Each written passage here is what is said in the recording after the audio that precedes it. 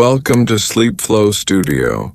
Tonight, I'll guide you into deep rest with a long, gentle story from a very quiet corner of history, told slowly and softly, designed to carry your mind into stillness. Let your thoughts loosen, breathe deeply, and drift as we begin our long, peaceful journey through the uneventful past.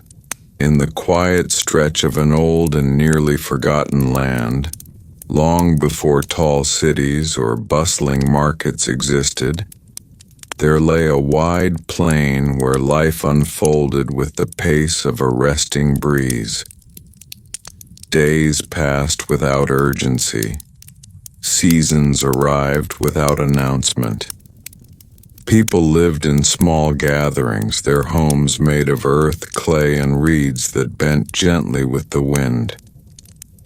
Nothing remarkable ever occurred here, and that unremarkable nature became the most defining feature of the region. The earliest inhabitants preferred predictability. Each morning began with the same soft rituals, the lighting of small fires, the sweeping of simple courtyards, the gathering of water from shallow streams that rarely changed their flow. The streams moved with such steadiness that people claimed they had seen the same ripples in the same place year after year. Whether or not this was true mattered little. What mattered was the sense of quiet it brought. Their history, even in its earliest form, was recorded with patient hands. Scribes pressed marks into clay not to capture dramatic events, but to note the ordinary patterns of life. A tablet might describe the quantity of wheat harvested after a season that resembled the one before it. Another might record the birth of a goat that grew like every other goat. These notes created a long chain of continuity, each link neither heavy nor bright, but steady and soft in its presence. Children grew up watching these routines. They learned to walk along the same worn paths their parents followed. The villages stretched gently outward over centuries, but never in sudden expansion. When a new hut was built, it was seldom due to growth or ambition. It simply arose from the natural need for shelter as families shifted and matured. Trade existed in the simplest form. A person might bring a small basket of dried herbs to exchange for a piece of pottery. These exchanges occurred without bargaining, without urgency, and without celebration. The people understood that everything they had came from the land, and the land gave modestly. No one expected more than they needed. No one competed for advantage. Life was not about striving, but about remaining in harmony with slow-moving time. As generations passed, more tablets accumulated. They filled small storage rooms built from stone. The walls of these rooms were uneven, leaning slightly inward as though listening to the quiet conversations of the dust that settled inside. People rarely opened these archives, but they were comforted by their existence. It was enough to know their past was kept safe, even if that past was filled with little more than the rhythm of daily life. Travelers occasionally wandered into the region. They spoke of distant lands filled with turbulence, innovation, conflict, discovery. The locals listened politely, nodding with gentle interest, though none felt compelled to journey beyond their familiar plains. Instead, they thanked the travelers for their stories, offered them a simple meal, and returned to their calm routines as though nothing unusual had happened. Even the weather participated in this slow harmony. Rain fell in soft, predictable patterns. Wind swept across the plains with the gentleness of a sigh. Clouds drifted overhead as if reluctant to hurry, casting long shadows that moved as slowly as the people themselves. Only rarely did a storm arrive, and when it did, it passed without leaving much change behind. Afterward, the villagers would note the event on a clay tablet, describing how the wind bent a few reeds or how the rain filled a shallow basin a little higher than usual. The plain was bordered by low hills with slopes so gentle they were often mistaken for extended parts of the land itself. These hills held shrubs with small leaves, nearly identical in shape and color from one generation to the next. Shepherds grazed their flocks along these hills, walking the same winding paths carved by the footsteps of ancestors long forgotten by name but remembered through routine. Night after night, the sky unfolded with equally steady calm. Stars appeared in patterns that villagers knew well, though they did not attach myths or dramatic stories to them. They simply called them the quiet lights, acknowledging their presence as part of the natural order.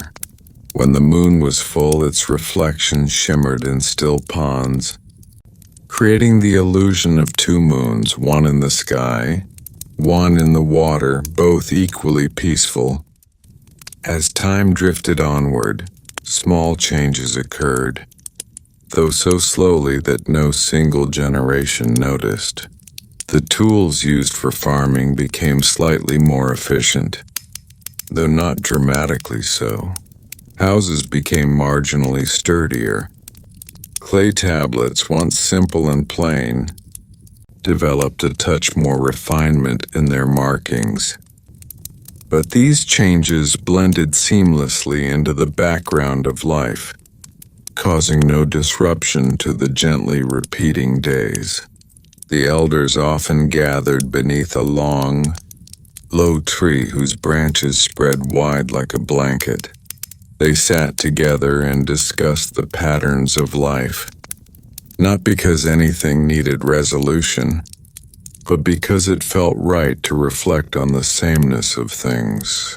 Their conversations rarely contained conclusions, and that was considered a virtue.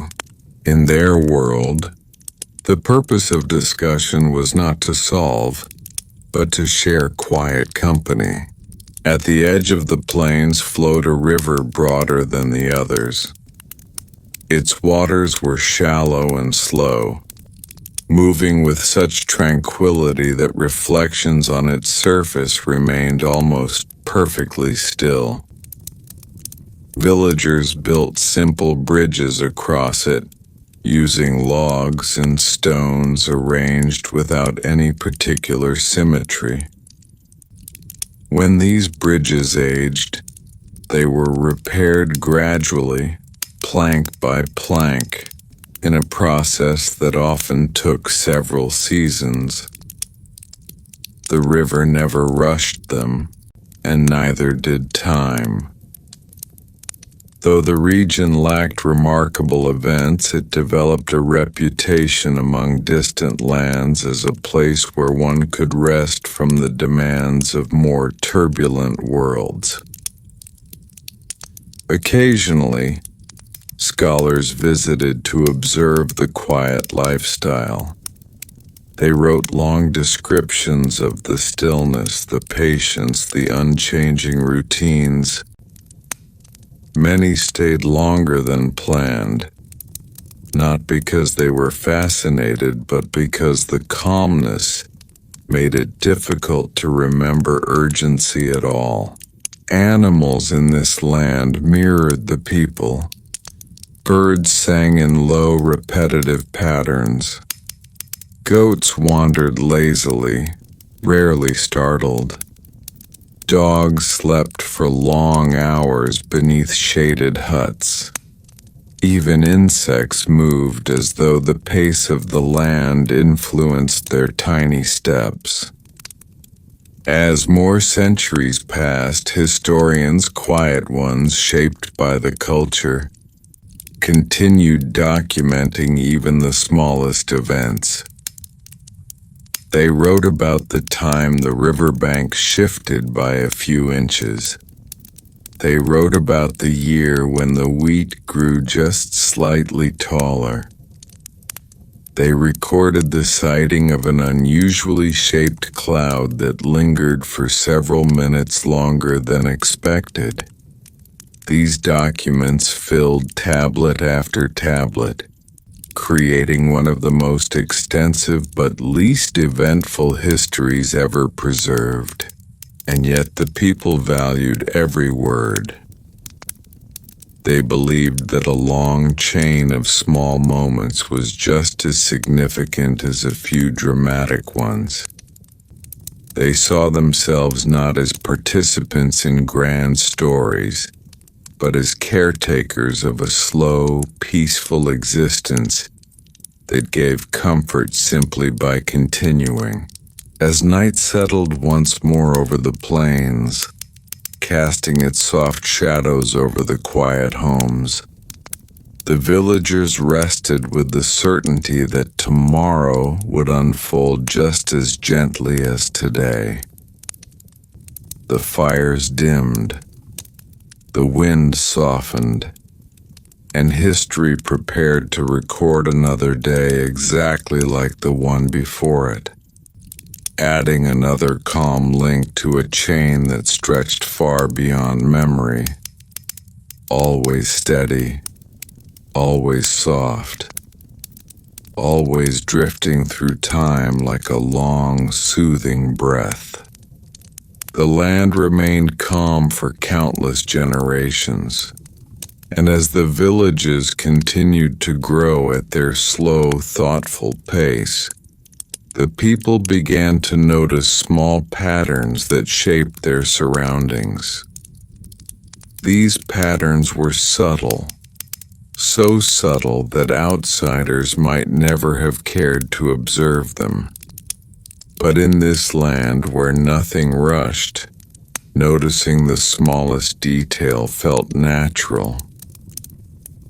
One such pattern was the way the morning light touched the plains.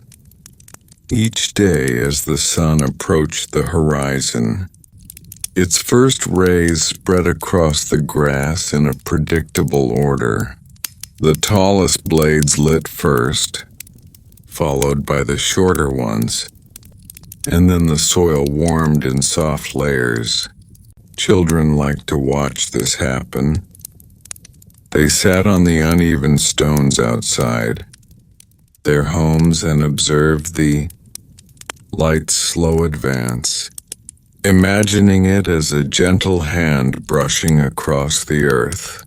Adults rarely joined them, but not because they were uninterested. They simply preferred watching other patterns, such as the evening breeze that lifted the smoke from cooking fires into thin, stretched spirals. As the population increased in an unhurried way, new huts appeared around the older ones. These huts looked almost identical to their predecessors, though occasionally a builder would tilt a roof slightly differently, not out of innovation but out of quiet preference. No one commented on these minor variations. They blended seamlessly into the slow expansion of the village, leaving the overall scenery unchanged. Commerce continued to develop, but it remained slow and modest. A market area eventually formed, not in a sudden burst of activity, but through decades of people gradually choosing the same open patch of land for exchanging goods. A few low tables were built, though no one rushed to fill them. On most days, only a handful of people sat behind them, displaying simple items like woven mats, dried roots, or roughly carved utensils. Shoppers strolled without intention, often leaving with nothing more than they arrived with. The purpose of visiting the market was not to buy but to walk, to look and to greet familiar faces with slow nods. Over time, small paths emerged between villages as travelers repeatedly walked the same routes. These paths were not carved deliberately. They were simply suggestions made by footsteps. The ground pressed lower where people had walked for generations, creating lines of gentle dips that curved naturally according to the shape of the land. The paths became slightly wider as more people used them, though the change was so gradual that no one noticed from year to year. The people of the plains valued subtlety so deeply that even their celebrations became exercises in quiet appreciation. One of their most cherished traditions was the day of harvest reflection. On this day, after the crops were gathered and stored, families gathered outside their homes to sit together in long, peaceful silence. They listened to the faint rustling of stored grains, imagining the long seasons it had taken for the crops to grow. After a while, they would share a simple meal consisting of the same foods they ate every day, but with slightly more care in the preparation. The day ended with soft humming, not quite music, yet not quite silence either. The elders, who kept the archives of clay tablets, began to develop a method of arranging them more efficiently. They built shelves from wood and stone, though the shelves were crooked and uneven. Still, they held the tablets well enough. The elders organized them according to the type of information: harvest records, weather notes, simple travel accounts, and descriptions of daily routines. These categories were not strict. Sometimes a tablet about goats ended up among the weather notes, and no one felt compelled to correct the arrangement. Accuracy mattered, but not precision. Scholars from distant regions occasionally visited the archives. They asked questions about the land's history, but the answers were often so uneventful that visitors found themselves drifting into soft drowsiness as they listened. The elders welcomed this response.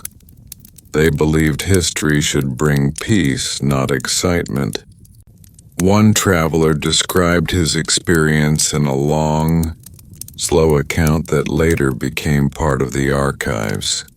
He noted that the people moved with a rhythm that seemed almost synchronized, though he could not identify what they were synchronized with. He wrote about the slow sway of the grass, the predictable chirping of insects at dusk, and the sound of clay pots being placed gently onto the ground. He spent several paragraphs describing a single afternoon walk, where nothing happened beyond the shifting of shadows. Word of this peaceful land spread.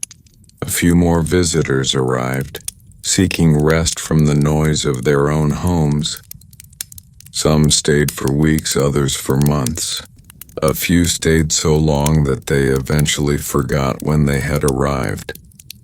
But even as new people trickled into the region, they were absorbed into the slow-moving culture. Their hurried habits softened, Their speech slowed, and they quickly adopted the local custom of observing instead of acting. One of the most interesting effects of this environment was the way time seemed to stretch. Days felt longer, though in truth they were not. Without the pressure of deadlines or the expectation of sudden change, the mind settled into a more gradual rhythm. Hours expanded, moments lengthened, even memories became gentler. Events were remembered not as isolated points but as long blended impressions. The rivers remained as calm as ever. Their surfaces reflected the sky so clearly that it sometimes became difficult to tell where water ended and air began. Fishermen sat beside the riverbanks for long stretches of time, holding their lines with relaxed hands. They caught fish occasionally, but this was not their goal. The act of sitting beside the quiet water was the real purpose of their visit. The hills at the edge of the plains became places of contemplation. People walked there not to reach the top, but to experience the slow ascent. The view from the hilltops was remarkably similar to the view from below. Wide fields, slow rivers, simple huts. But the climb itself created a slight shift of perspective, which the people enjoyed. They often returned from the hills feeling the same but quieter. Children grew up with a deep understanding of slowness. They played games that required long pauses. They created songs with long, stretched notes. They learned to read from elders who spoke each symbol gently, as though the meaning might drift away if rushed. Education was not measured by mastery but by patience. A child was considered wise not for knowing much, but for taking time to understand little things.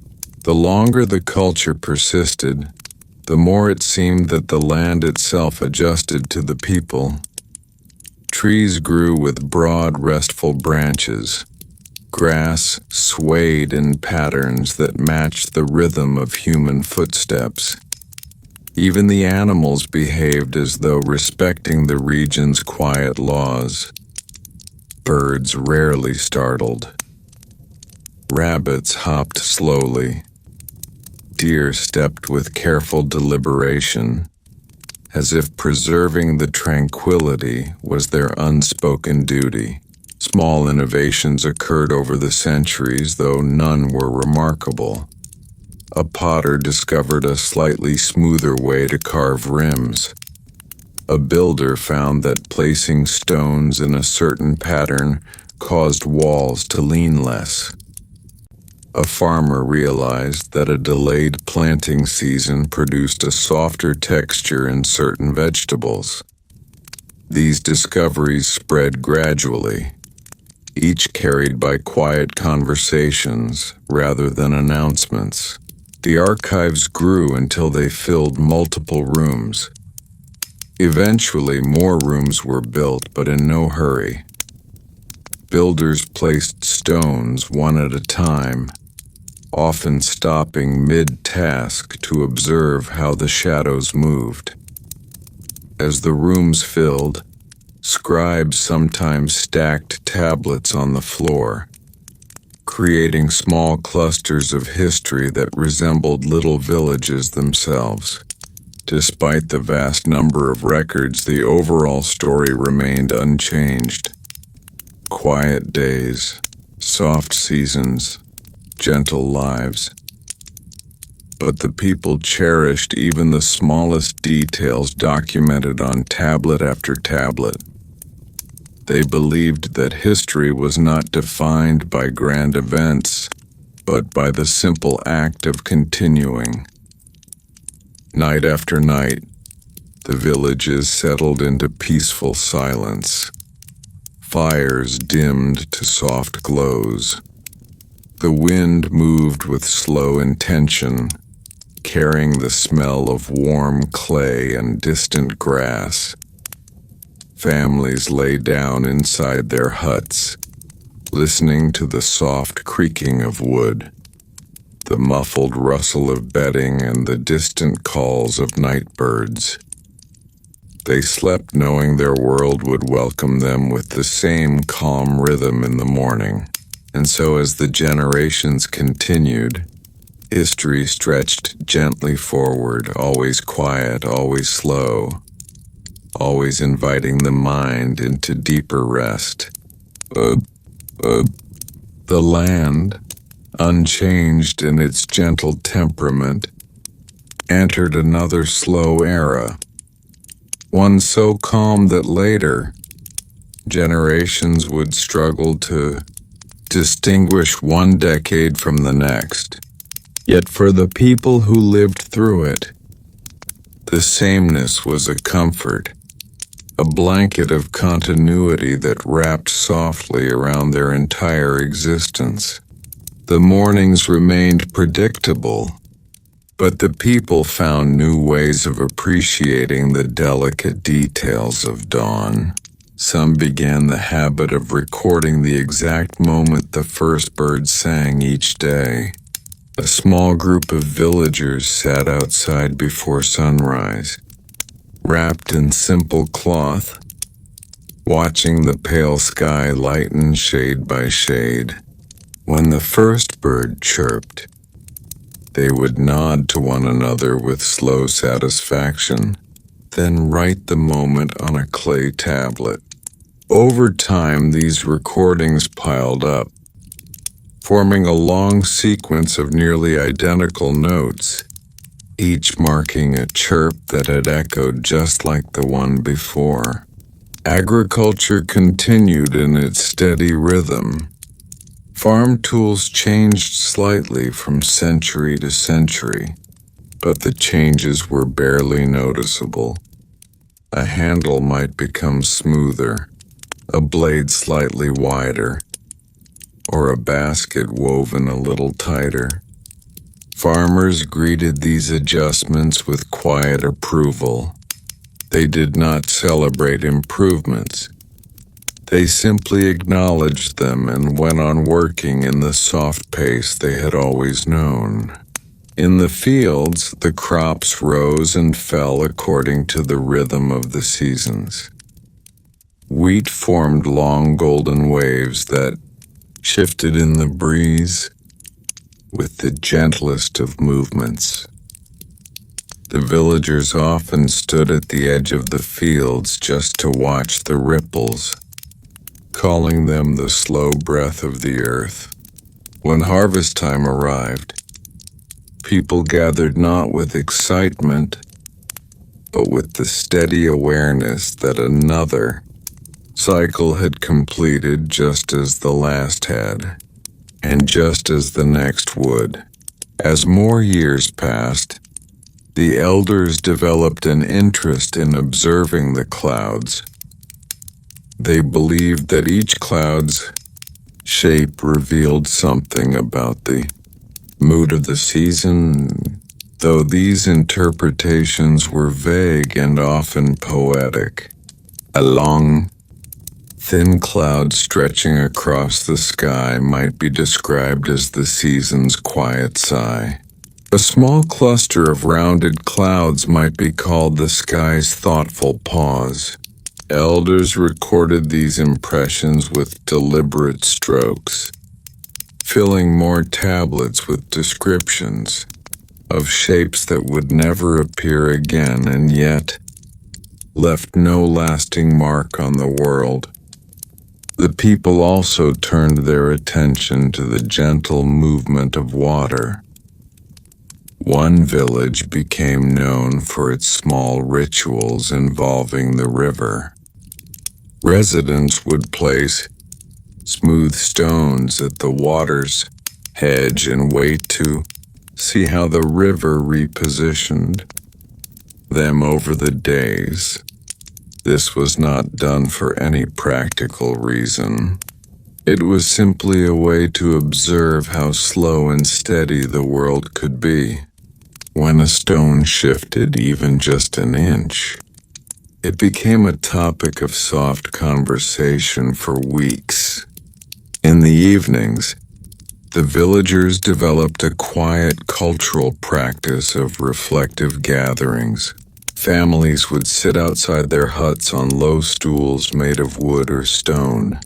They would speak in low, slow tones about the small events of the day. A goat that wandered farther than usual. A basket that took slightly longer to weave. A cloud that lingered unexpectedly in the afternoon sky. These gatherings were not meant to solve anything or plan ahead. They existed purely for the comfort of shared stillness. Over time, small groups of thinkers formed. These thinkers did not aspire to discover anything revolutionary or push any boundaries. Instead, they focused on pondering time itself. They would gather on flat stones beneath wide-branched trees and discuss the nature of slowness. Their conversations lasted for hours, yet rarely reached conclusions. They believed conclusions were unnecessary and even slightly disruptive. The pleasure lay in the act of contemplating, letting thoughts move at their own pace.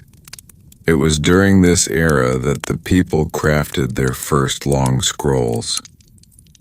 While clay tablets had always served their record-keeping needs, some elders wanted a smoother way to capture continuous thoughts. They began using thin strips of treated plant material, rolled gently around wooden rods. These scrolls allowed for longer passages, though the content remained as uneventful as always. Many scrolls documented the gentle shifts in the shapes of tree leaves over the years, or the slight variations in the sound of the wind between seasons. The people also developed a slow form of art. They created patterns using small stones arranged in wide circles or spirals on the ground. The stones were of similar size and color, so the patterns appeared faint and modest. Villagers would sometimes gather around these stone formations, not to celebrate them but to sit quietly nearby, appreciating the arrangement, the way one might appreciate the placement of clouds or the bend of a riverbank. Scholars from other lands found this culture increasingly interesting. Some wrote that the people of the plains had discovered a rare truth, that life did not require constant change to feel meaningful. Visitors often expected to witness ancient traditions or powerful ceremonies, but instead, they found stillness woven into every aspect of daily life. Food preparation in the villages also developed its own slow rhythm. Meals were simple: grains, roots, leaves, and occasional fish, but they were prepared with great patience. Cooking fires crackled softly while villagers stirred pots at a calm, even pace.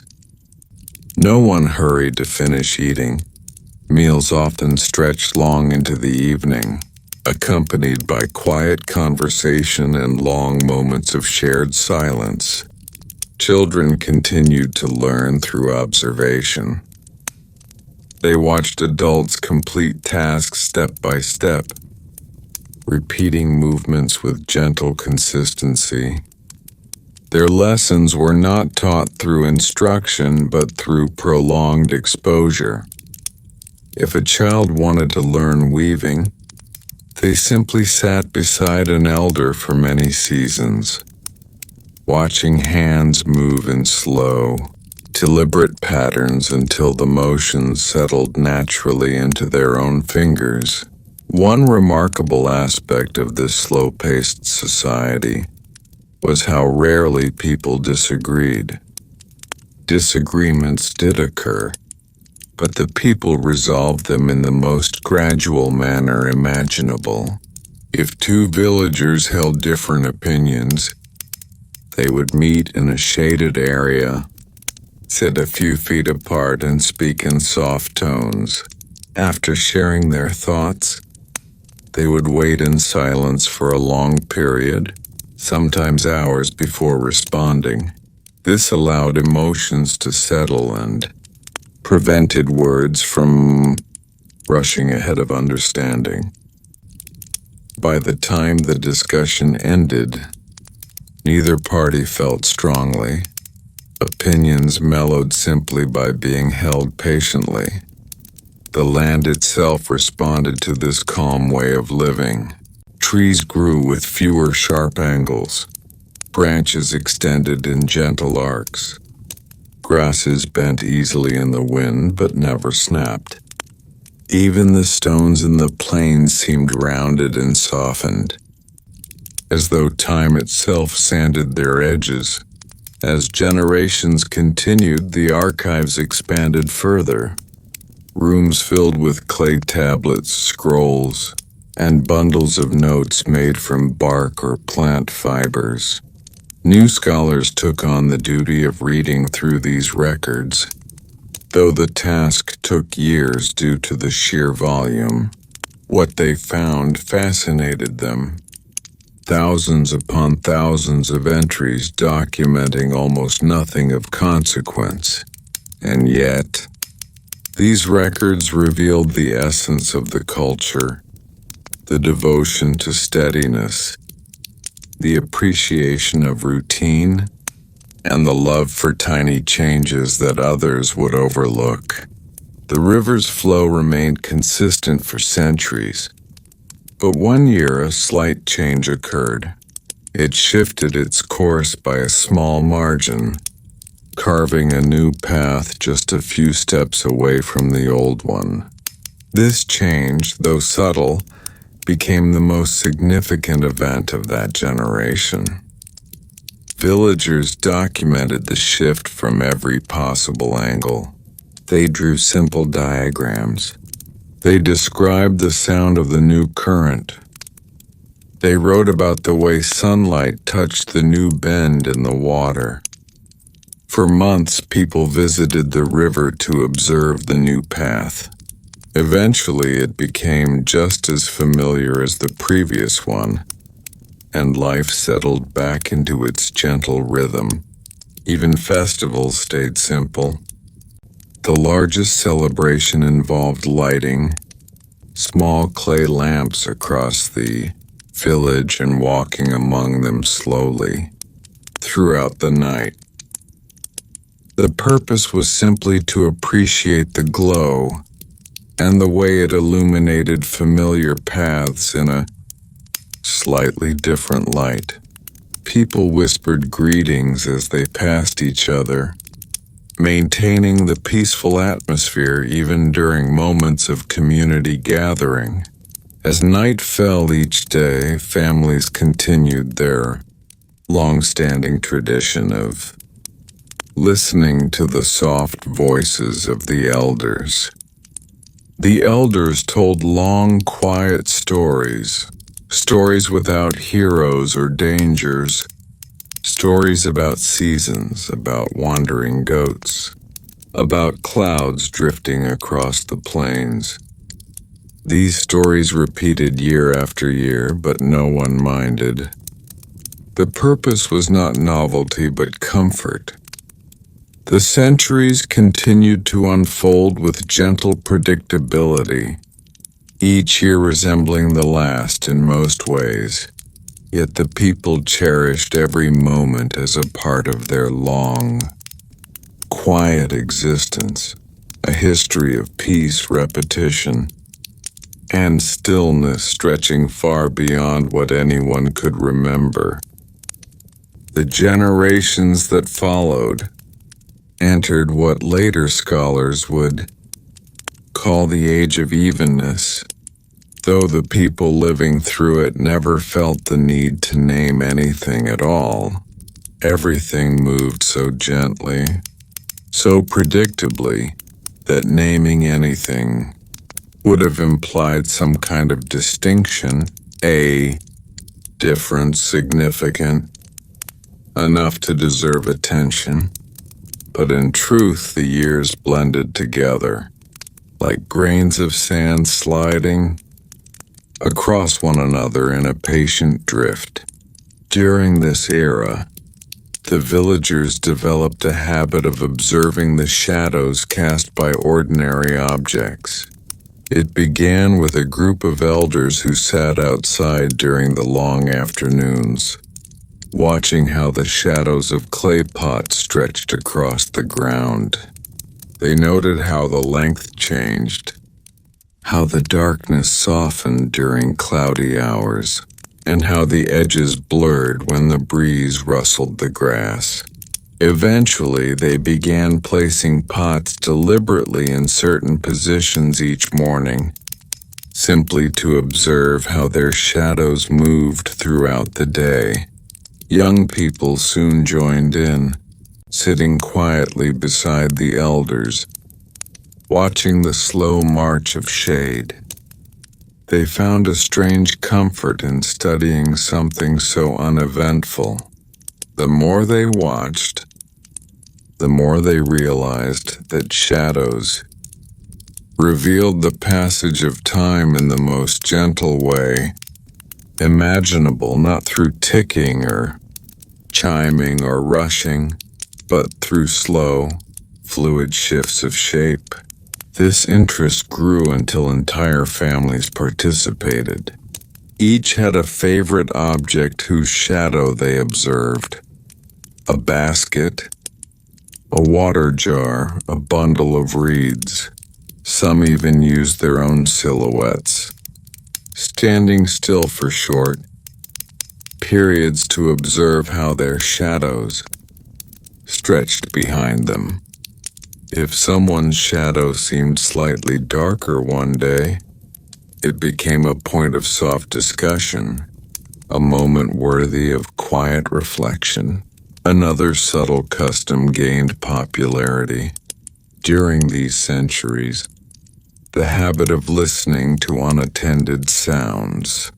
Instead of creating music, the villagers began paying attention to the natural rhythms around them.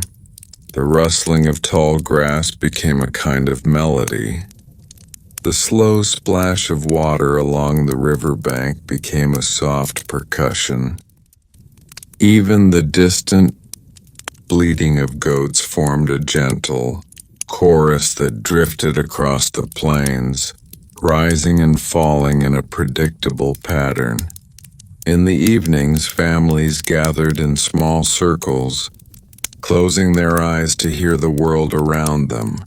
These listening circles became one of the few traditions passed down deliberately from generation to generation. Elders taught children how to distinguish between the sound of wind through wide leaves and wind through narrow ones, how to tell the difference between distant footsteps and shifting soil, how to hear the slight flutter of birds settling onto tree branches. The villagers believed that these small sounds held the voice of time, speaking in whispers so soft they could only be heard when one was completely still. During this era, the riverbanks changed slowly. Plants grew denser along the edges, forming clusters of reeds that bent with the slightest movement of the water. Some villagers began weaving the reeds into long, flexible mats. These mats served no particular purpose. They were simply pleasant to make. The act of weaving became a meditative practice, with weavers sitting for hours at a time, letting their hands move in gentle repetitions while their minds drifted into quiet reflection. The mats were often left along the riverbank, Over time, the wind lifted their edges, and the water nudged them slightly, creating slow, graceful movements that became a source of fascination for passers-by. Children watched the mats ripple and sink, lifted again by the current, then settle once more on the wet sand. They sometimes added small stones to weight one corner or removed a reed to see how the mat responded. These tiny experiments absorbed their attention for days. Art continued developing in subtle ways. One of the more unusual forms of expression during this period involved arranging dried leaves in large, delicate patterns on the ground. Families gathered leaves of similar shapes and colors, placing them side by side in long, flowing designs. The patterns were rarely grand. They resembled winding paths, soft spirals, or gentle waves. Children often lay beside them, tracing the edges with their fingers and watching as the breeze gradually scattered the designs. Despite the impermanence of these leaf patterns, the villagers saw them as meaningful. They believed that beauty lay in the process of creating something gentle and letting it disappear without resistance. Many scrolls from this era contain long descriptions of leaf arrangements, some spanning pages and detailing every curve, every cluster, every subtle shade, descriptions more enduring than the artwork itself. The elders also became fascinated with the concept of distance. They began measuring the space between objects using small stones.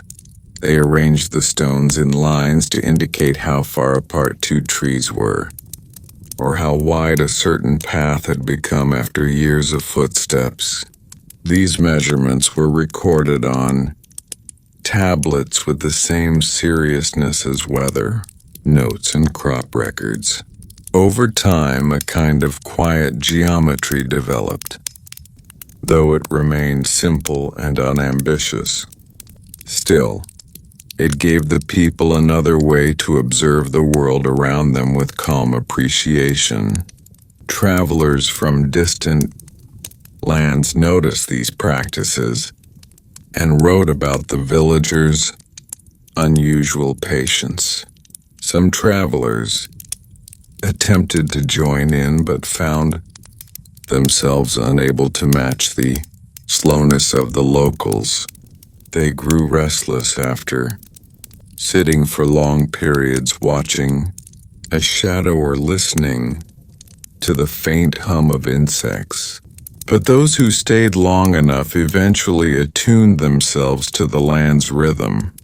Their movements slowed, their voices softened, and they began to understand the quiet language of the plains. Eventually, new forms of slow craftsmanship emerged. One village became known for its pottery, though not because the pots were exceptionally beautiful. They were plain and often uneven. What set them apart was the process behind their creation. Potters took days to shape a single piece, pausing frequently to observe how the clay settled under its own weight. They let time shape the vessels as much as their own hands. Some pots collapsed and had to be reshaped, but this never frustrated the potters. They saw it as part of the natural conversation between clay and time.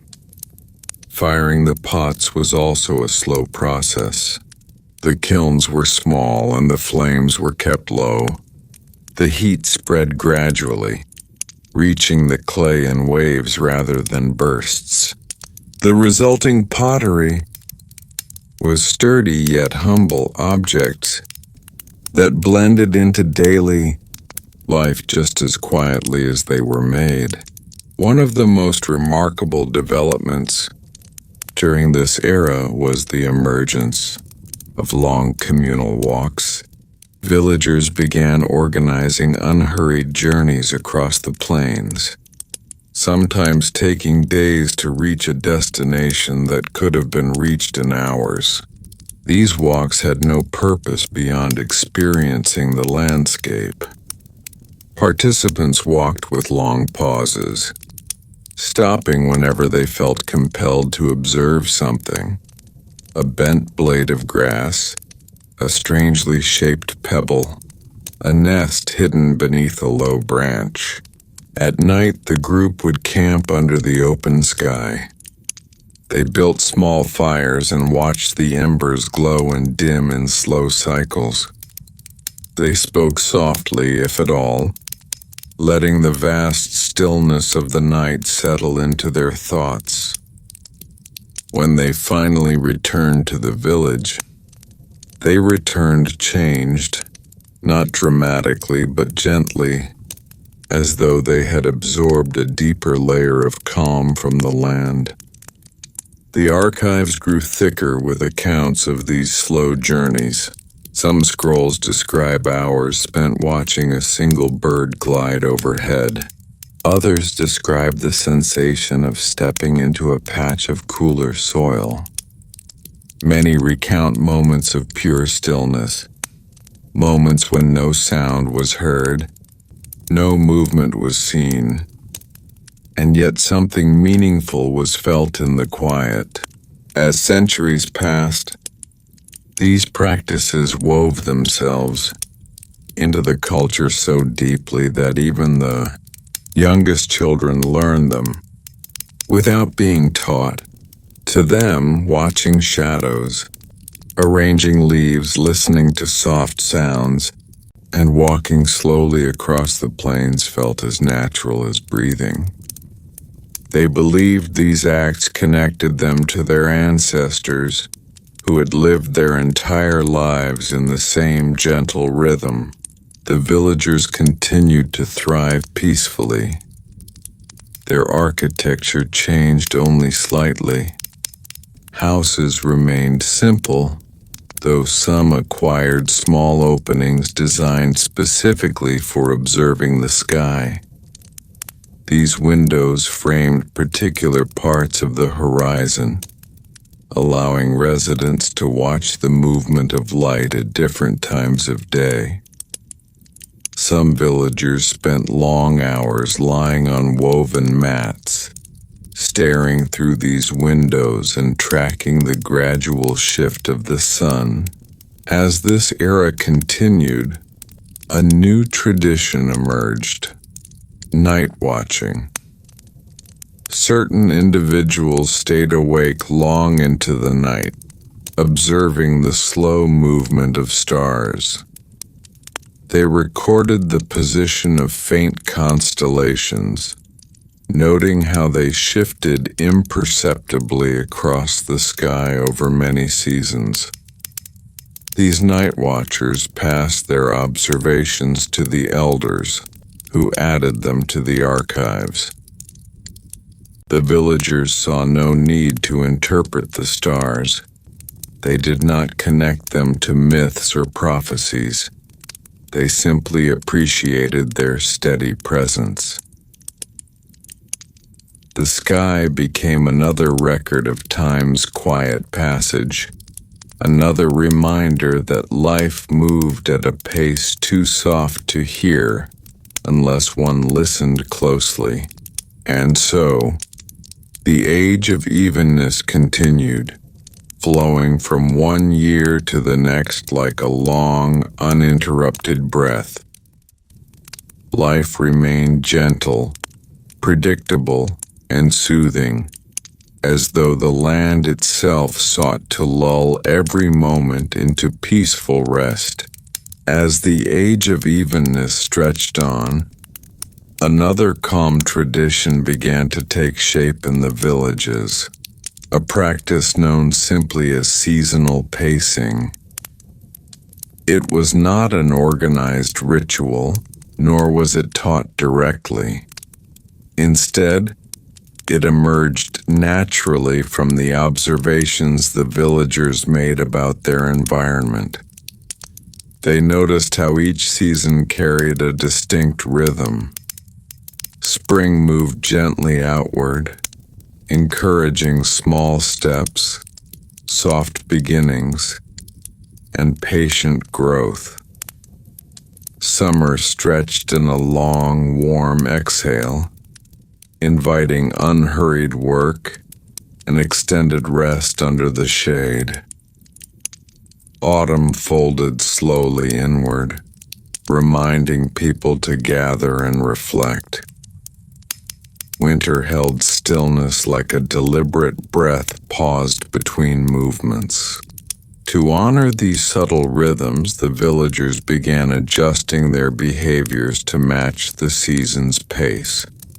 Walking slightly slower or faster, speaking more or less, working lightly or resting deeply.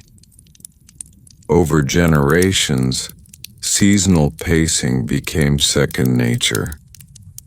Entire communities seemed to sway with the same unspoken timing, like a single slow current that moved through everyone at once.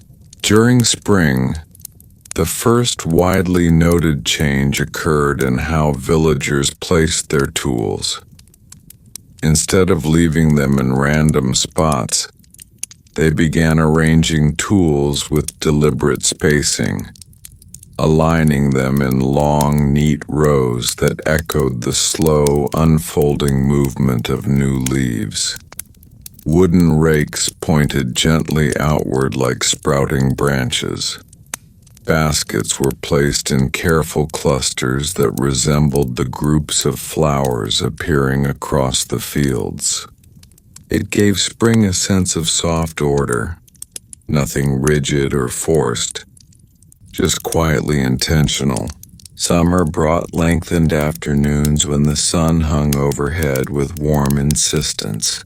People began timing their tasks around the sun's slow arc.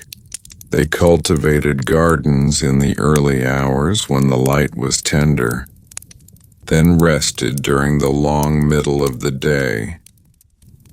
In this rest, a new pastime formed: cloud following.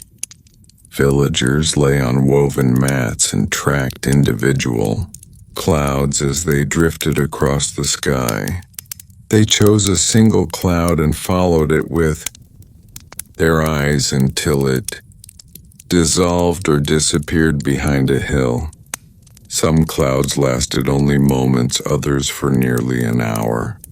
Children tried to keep their gaze steady the longest, turning cloud following into a soft game where the winner was always the one who forgot they were playing at all.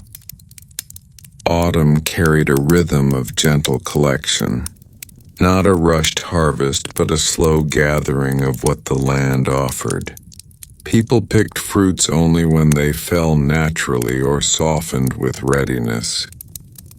They gathered leaves not out of necessity but out of appreciation for the way colors shifted from green to gold to quiet brown. Families often spent entire afternoons collecting a single basket of leaves, choosing each one with thoughtfulness. Over time, the act became a conversation between people and nature, an understanding that everything arrives when it is ready. Winter's pace was the stillest of all.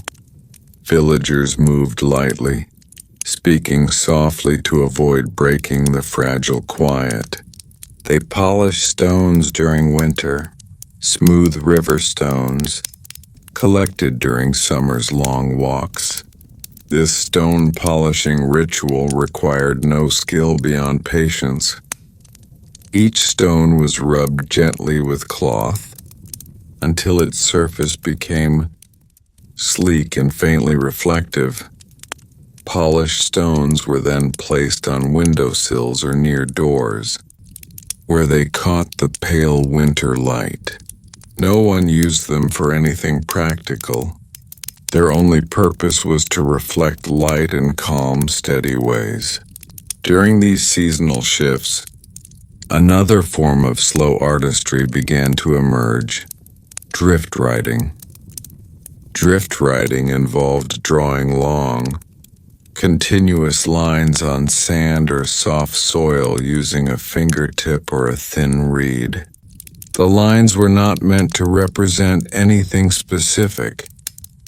They simply flowed wherever the hand wandered. Some villagers created wide spirals that circled gently inward. Others drew winding paths that crossed over themselves again and again. Drift writing was enjoyed most in early mornings when the ground was cool and smooth. The lines disappeared with the first breeze or the day's footsteps, which made them all the more cherished.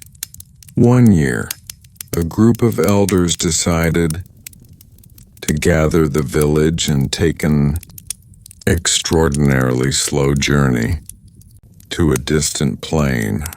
Though it was not far, they planned to move at a pace that matched the shifting of shadows. They called the journey a shadow walk.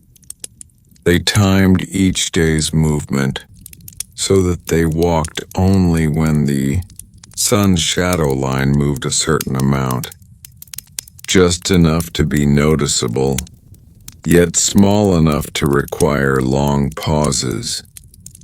During these pauses, villagers sat in silence, listening to insects, watching blades of grass sway, or simply breathing. The journey lasted weeks, though the distance could have been covered in a few days.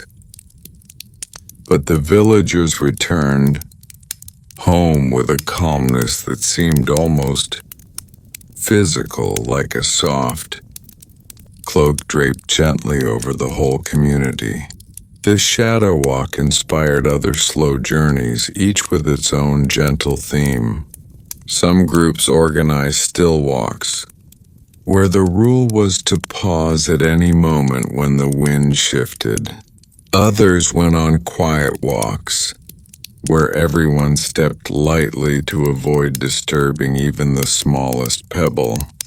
These slow journeys became treasured memories recorded in simple scrolls, descriptions of long pauses, faint sounds, and peaceful silences. The slow culture of the villages continued to deepen. Storytelling changed too. Instead of tales of grand adventures or dramatic events, stories became collections of small happenings, moments of noticing, moments of waiting, moments of gentle realization. People shared stories of finding a round stone that fit perfectly in their palm, or discovering a leaf with an unusually smooth edge. Children listened closely, learning that wonder could be found in stillness, not noise. During one particularly calm generation, the villagers began constructing quiet towers. These towers, made of stacked stones, stood no taller than a person. Each stone was chosen for its shape, weight, and texture. Stacking the stones required patience. Builders often sat for long stretches, testing one stone after another to see which balanced best. The towers were not meant to last, and many eventually toppled with a soft collapse of pebbles. When they did, villagers simply rebuilt them, creating new shapes each time. The fields, gently sloping and dotted with these quiet towers, became places of reflection. People walked among the towers during sunset, watching the long shadows stretch between them. These evening walks were cherished particularly by elders, who said the towers reminded them of the slow growth of the land itself. As years drifted by, a subtle yet meaningful custom developed among the new generations. The slow greeting. Instead of calling out to one another with quick words, villagers greeted each other with a soft nod and a brief pause. The pause carried meaning. It showed acknowledgement and presence without rush. Visitors from other regions found this pause confusing at first, but eventually, they understood it as part of the village's rhythm, a moment of calm shared between individuals. As the age of evenness drifted into its later centuries, the land itself began reflecting the people's slow ways. Footpaths widened gradually, shaped by decades of unhurried footsteps. Fields remained open and uncluttered. Trees grew in quiet clusters, leaning slightly in the direction of prevailing winds. Even the river seemed to slow, flowing with lazy bends that mirrored the calmness of its observers. The history scrolls from these centuries remain some of the longest and most detailed, yet contain almost no notable events. They describe morning after morning of soft light, evening after evening of cooling air, year after year of quiet consistency. One scholar famously wrote that these scrolls were the most peaceful reading in the world, suitable only for those who truly wish to rest.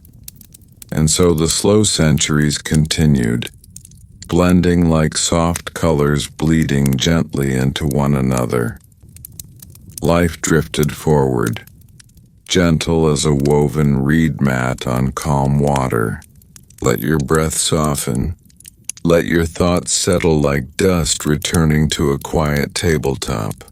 Now we drift into the final stretch of this long, uneventful history. A history shaped not by kingdoms falling or wars being won, but by the softest habits of the quietest people in the gentlest of times. As the age of evenness eased into what later scholars would call the lingered era, the rhythm of life became even slower, even softer, as though the world itself had grown peaceful with age. Generations had lived and departed with the same calm steadiness. Childhoods felt like long mornings. Adulthood felt like an extended afternoon. Old age arrived like a quiet evening that one welcomed without worry. During this final era, a new subtle tradition emerged known simply as the long sit. It began with a single elder who enjoyed sitting beneath an old tree at the edge of the plains. He sat there for so many hours each day that the villagers began leaving small offerings near him. Nothing elaborate, just polished stones, softly shaped pieces of wood, or bundles of dried grass. What fascinated people most was not the act of sitting, but what the elder noticed while he sat. He observed how certain leaves always fell in a rotating pattern, spinning one direction before fluttering the other. He noticed that certain birds landed on the same branch every morning, almost at the exact same time. He noticed the faintest changes in wind temperature, able to tell when rain would arrive hours before it did. People began visiting him, asking what he had seen that day, what he had heard, what he had felt in the shifting breeze. His answers were always simple, never dramatic, descriptions of the smallest things that somehow filled listeners with a strange comfort. Inspired by this, others began undertaking their own long sits, choosing quiet spots where they could settle for entire afternoons without rushing. Within a generation, the long sit became one of the village's most cherished customs. People performed it near trees, by rivers, beside quiet ponds, or even in open fields, where the only thing to observe was the slow passing of clouds. Children practiced shorter versions first, gradually building the patience required to sit for extended periods. Over time, the long sit became a lifelong practice that everyone experienced, each person choosing their own place of stillness. Alongside this custom came another quiet development: the study of soft places. This was not a formal discipline but a simple pastime. Villagers began noting the softest spots in their environment, the softest patch of grass, the smoothest stone, the quietest bend in the river, the gentlest slope on a hill. These notes were recorded on scrolls not because they were important, but because they were pleasant.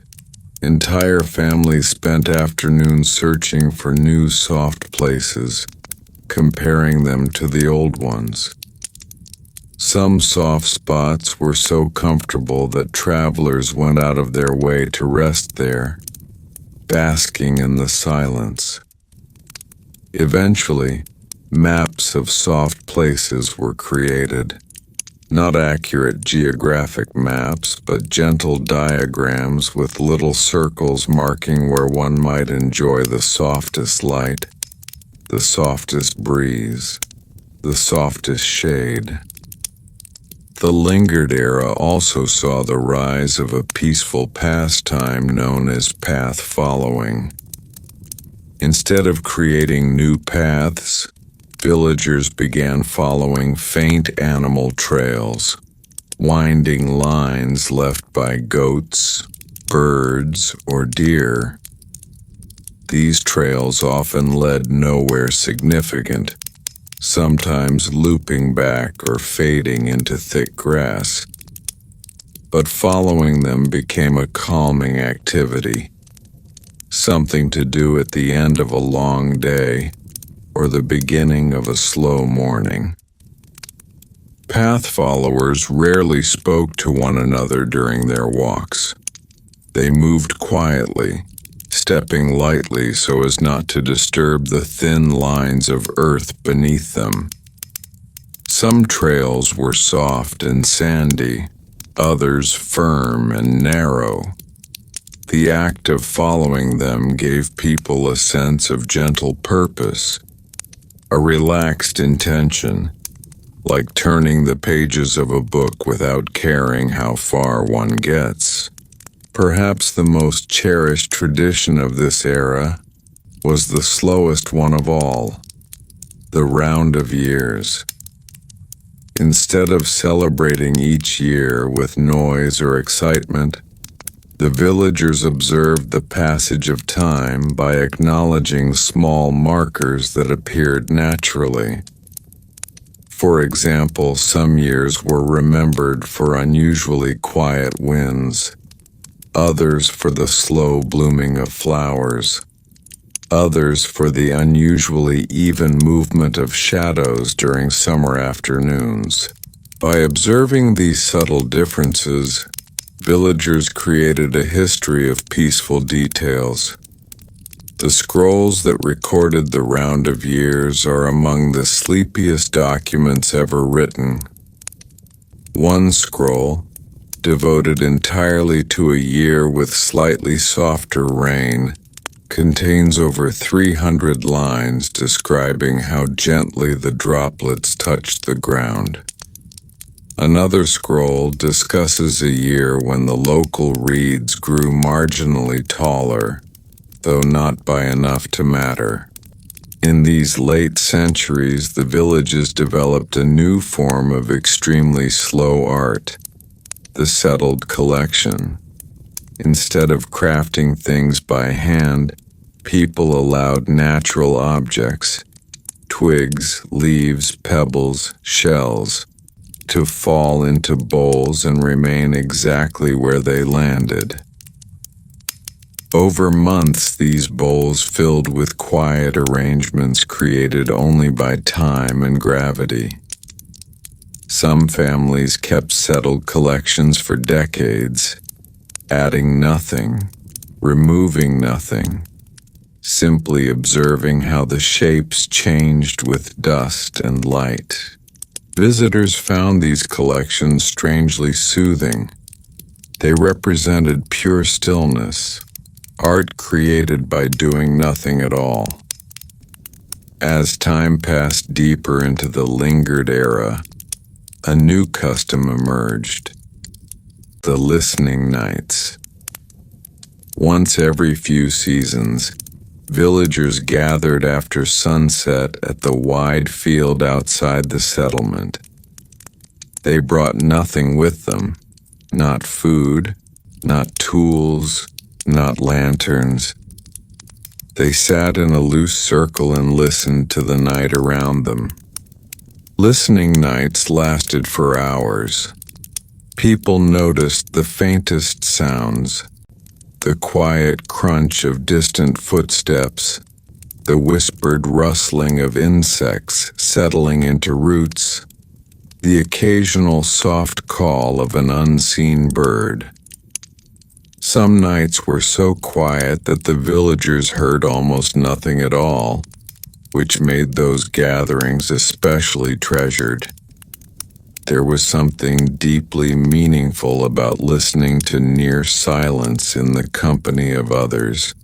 During these nights, children often fell asleep in the grass, their breathing blending into the soft rhythm of the field. Adults rested with their eyes half closed, letting the slow music of the world guide their thoughts. As these quiet traditions deepened, so too did the written records. Scribes of the lingered era practiced slow writing, a careful style in which each character was written intentionally, with a pause between strokes. Their scrolls contain no drama, no declarations, only descriptions of quiet mornings, slow evenings, and peaceful afternoons. One might read entire pages about the slight bend of a tree branch or the gradual widening of a shallow stream. Toward the final generations of this long era, the villagers developed their most meditative practice, yet the gentle return. The last scrolls of the era describe the land not as a place of movement, but as a companion, a quiet friend whose presence shaped generations. Every hill, every patch of grass, every slow-moving cloud was part of a larger tapestry of calm. And so the history of this gentle world drifts to its close. No wars, no kings, no conquest. Only centuries of softness, quietness, and unbroken peace. A long, slow story meant not to excite, but to soothe. A history where nothing happens loudly and everything happens slowly. A perfect history for rest, for calm, for sleep. You've reached the end of this long, drowsy journey through the boring past of a peaceful land. Thank you for listening with Sleep Flow Studio. If you want an expanded edition, extra chapters, or a full audio-style written script, just tell me.